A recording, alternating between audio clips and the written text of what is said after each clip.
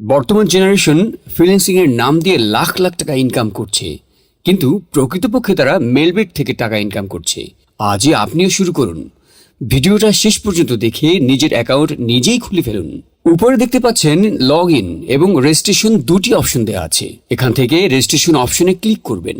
এই যে রেজিস্ট্রেশনের জন্য কিছু অপশন দেওয়া আছে, এর মধ্যে ইন ওয়ান ক্লিকের মাধ্যমে আপনি সহজেই রেজিস্ট্রেশন করতে পারবেন।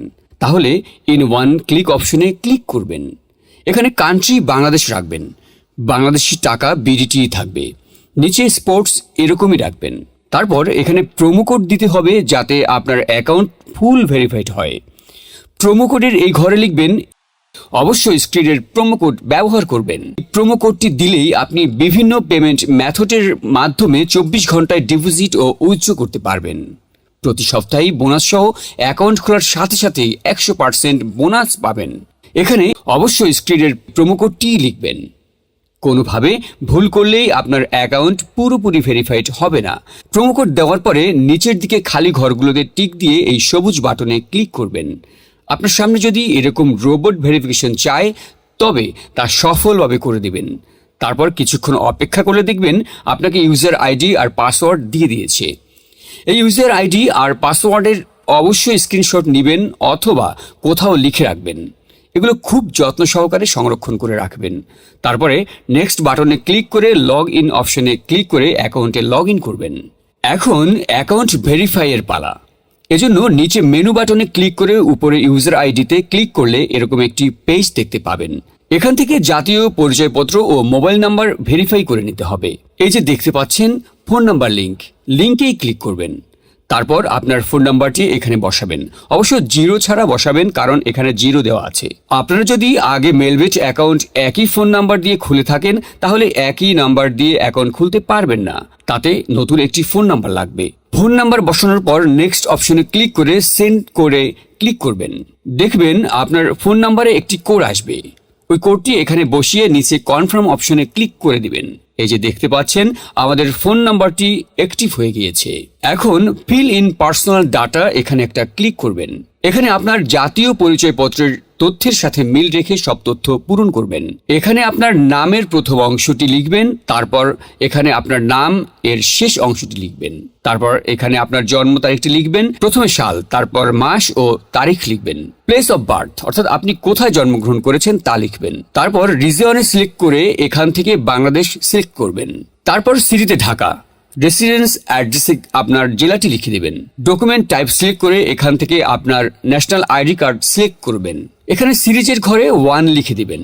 ডকুমেন্ট নাম্বারের এখানে আপনার জাতীয় পরিচয়পত্রের নাম্বারটি বসাবেন। আর আপনার যদি জাতীয় পরিচয়পত্র না থাকে তাহলে এখানে আপনার মোবাইল নাম্বারটি বসিয়ে দিবেন, কোনো সমস্যা হবে না। তারপর এখানে ডেট অফ ইস্যুর জায়গায় ভোটার আইডি কার্ডের উল্টো পাশে দেখবেন ডেট অফ ইস্যুর ডেট দেওয়া আছে, ওইটা বসিয়ে দিবেন।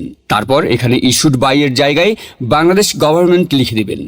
তারপর সব ঠিক থাকলে নিচের এই কনফার্ম বাটনে ক্লিক করে দিবেন। একটু ওয়েট করুন। এই যে দেখতে পাচ্ছেন অ্যাকাউন্ট ভেরিফিকেশন সাকসেসফুল হয়েছে। এখন এখানে ডিপোজিট করবেন কিভাবে তা দেখাচ্ছি। ডিপোজিট করার জন্য এই যে এখানে ডিপোজিট অপশনে একটা ক্লিক করে দিবেন।